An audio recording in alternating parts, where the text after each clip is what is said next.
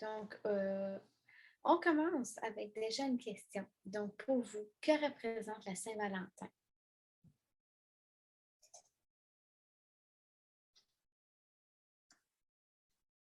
La fête des amoureux. En fait, les couples profitent de cette journée-là pour échanger des mots doux, des petites douceurs. Au 20e et 21e siècle, la Saint-Valentin est vue par plusieurs comme une fête commerciale et par d'autres pour une occasion pour festoyer l'amour. C'est d'apprendre à aimer et à recevoir l'amour. C'est donc apprendre à se sentir mieux avec les autres et avec soi au quotidien. C'est une valeur qui bien meilleure partagée. Lorsqu'on décide de s'ouvrir plus à l'amour, aux autres et à soi, on peut ainsi apprendre à le propager, que ce soit par un simple sourire, une attention particulière, un moment ou des mots doux. Célibataire, profitons-en pour célébrer l'amitié. Qui a dit qu'on devait être en couple pour célébrer la Saint-Valentin? Donc, entre amis, entre membres de la famille, on se planifie de quoi? On profite de l'occasion pour démontrer son affection aux gens qui nous entourent. C'est de fêter l'amitié et l'amour de soi. Les câlins. Un simple câlin peut diminuer de beaucoup le niveau de stress. Une hormone aux effets anti-stress, oxytocine, qui est libérée et donne cette sensation de bien-être. Il transforme positivement l'image que l'on a de soi. Il nous redonne confiance et conduit vers l'harmonie. Un simple câlin permet de relâcher la pression dans une situation de stress. Le contact humain peut permettre de diminuer la tension artérielle, de ralentir le rythme cardiaque et de produire des hormones de bien-être. C'est un outil de communication non verbale qui est très puissant lors de périodes de fortes émotions. C'est en 1986, un révérend américain aurait instauré la journée du câlin, soit le 21 janvier. Ayant constaté une baisse de morale chez ses paroissiens entre la fin des fêtes de l'année et la Saint-Valentin. Il souhaitait inciter ses paroissiens à créer des liens fraternels en s'alançant quelques secondes. Un signe de tendresse qui équivaut à 1000 mots. Pour preuve, en favorisant la sécrétion d'oxytocine, l'hormone de l'amour, le câlin aurait des effets bénéfiques sur notre santé physique et morale. Question. Qu'est-ce que vous aimez recevoir en cette fête de l'amour? Des fleurs, des bijoux, des chocolats? Si on va vers les fleurs, la rose est la fleur préférée des poètes et la fleur la plus vendue à la Saint-Valentin. C'est l'allégorie de l'amour. Il y a des significations pour le nombre de roses données. Une rose, c'est le coup de foudre.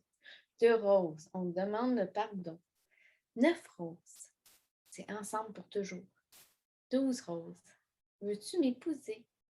24 roses, je suis à toi. 36 roses, c'est la folie amoureuse. 101 roses et plus, c'est je t'aime à l'infini. La signification de la couleur maintenant. Le rouge, c'est l'amour passionné. Jaune, demande pardon, mais aussi l'amitié. Le rose, je suis épanouie avec toi. La blanche, c'est un admirateur secret. La orange, c'est une grande attirance. Le bleu, un amour impossible. Déjà, au 16e siècle, Pierre de Ronsard écrivait son poème Mignonne. Allons voir si la rose. Suite à l'émotion amoureuse éprouvée lors de sa rencontre avec Cassandre. Non seulement la rose a alimenté l'imaginaire des poètes au fil des années, mais elle s'est imposée comme la fleur la plus riche en symboles, évoquant la joie, le plaisir, la virginité, la fragilité, la confidentialité, la reconnaissance, l'essence même du sentiment amoureux qui va d'ailleurs pouvoir s'exprimer différemment en fonction des couleurs de la fleur. Question. Êtes-vous plus chocolat noir ou chocolat au lait? Le chocolat noir. Le chocolat noir contient plus de cacao et donc moins élevé en sucre. Par contre, il est plus calorique que le chocolat au lait, mais riche en nutriments. Il donne de l'énergie. Il donne des antioxydants de qualité. Les grands crus, à 70% de cacao et plus, ont des atouts nutritionnels apportés par la fève de cacao et ce, d'autant plus si elle est de qualité. La fève de cacao apporte des polyphénols, de nombreux minéraux et oligo-éléments comme le magnésium, le potassium, le cuivre, le fer, le zinc et le sélénium. C'est une source également de fibres. Donc, dans le chocolat, tout est question de moment, de fréquence et de qualité. En fait, le chocolat est riche en tanins, en polyphénols, une classe d'antioxydants qui lutte contre le vieillissement des cellules. Dans cette classe de polyphénols, on note les fameuses catéchines, contenues aussi dans le thé vert. Le chocolat participerait à près de 43% de nos apports en polyphénols. Toutes les études vont dans le même sens. Les polyphénols seraient anti-inflammatoires, anticancérigènes et protecteurs du système cardiovasculaire. À prendre donc avec une autre source d'antioxydants pour augmenter les effets potentiels comme le café ou le thé par exemple.